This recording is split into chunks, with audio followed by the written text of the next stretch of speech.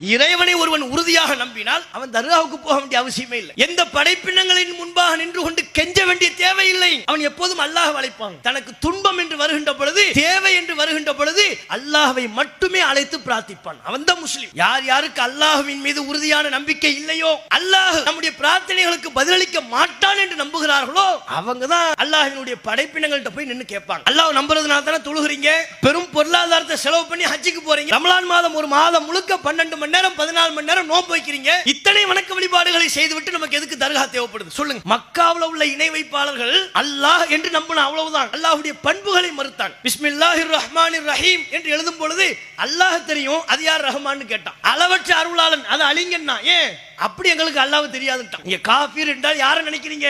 முஸ்லிம் அல்லாதவர். அவர்தான் அல்லாஹ் நம்ப மறுக்கிறாரு, அல்லாஹ்வை ஏத்துக்கலன்னு நினைக்கிறீங்க. அல்லாஹ் யாரை கூப்பிடுற? அல்லாஹ்வை பற்றியான புரிதல் அவனுக்கு இருந்துச்சு. அல்லாஹ்வை படைப்பாளன் என்று நம்பினான். அப்படி நம்பினவன் தான் அல்லாஹ் சொன்னா, குல் யா அய்யுஹல் காஃபிரூன், இறை மறுப்பாளர்களே திருந்த மாட்டீங்களா? இங்க வாங்க, என்ன மட்டும் வணங்குங்கன்னு அல்லாஹ் கூப்பிட்டான். எல்லாவற்றையும் நாம செய்யறோம். அல்லாஹ்வை நம்புறோம், தூதரை நம்புறோம், குர்ஆனை நம்புறோம், நோன்பு வைக்கிறோம், இதர வணக்க வழிபாடுகள் எல்லாம் செய்துவிட்டு அல்லாஹ் எதை மன்னிக்கவே முடியாத குற்றம் என்று சொன்னானோ அந்த இணை வைப்பில் போய் நாம் விழலாமா?